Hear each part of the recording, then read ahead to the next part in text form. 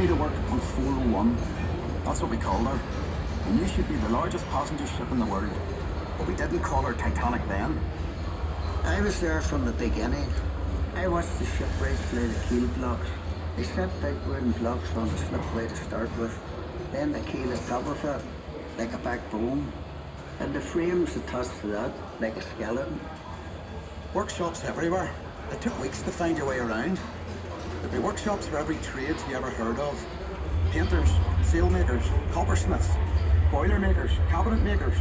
I even learned a bit about French polishing off them. Harlow's is a fine place to work, but dangerous. Every ship cost a life, and there'd be lots of injuries besides. I was in the engine works for a while. Very well equipped it was. That's where we built the triple expansion engines. 2 of them, each as high as a 3-story house. I worked in a frame bending shop. You'd heat steel beams in the furnace, then heat them onto slabs of cast iron, and hammer them curved. It was skilled work. You had to bend them more than you needed, because the frame straightened out a little when it cooled. The shell plates that made up the hull weighed up to 4.5 tons. They were taller than the da. The plates were overlapped on the edges. Some were raised, one after another. We called it clincher. One of the foremen told me years ago, that's how you built steel ships. I worked as a heater boy.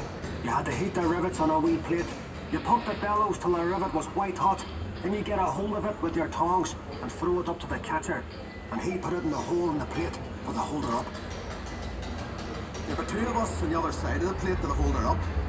We had to hammer the rivet so it filled the hole before it turned dull red. The double bottom. That's a wee space we called the tanks, made up of steel plates. The rest of the rivet squad all had to fit into that gap.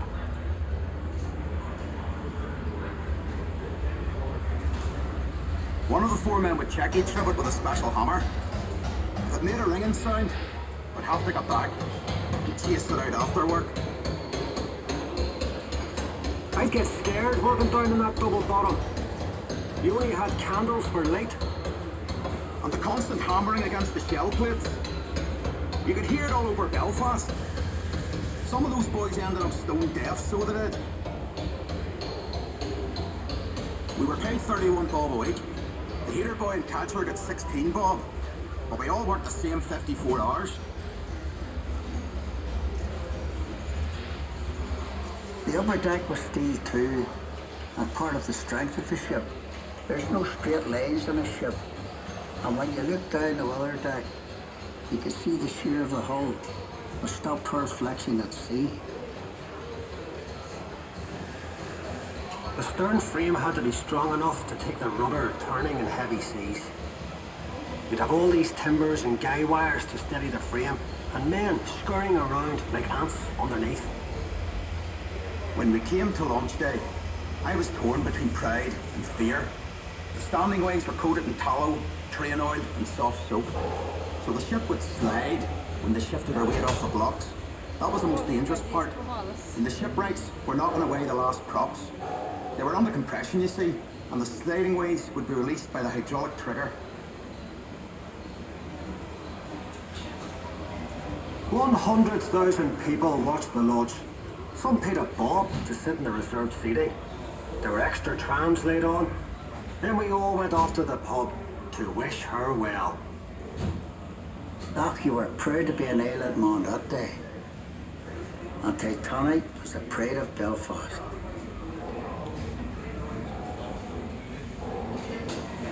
Joining us. The tour will end in a few seconds. Please exit the car carefully and make sure you don't leave any personal possessions behind. When the car has stopped, push the lap bar down and lift up to exit safely. And mind your step as you leave the car. We look forward to seeing you again.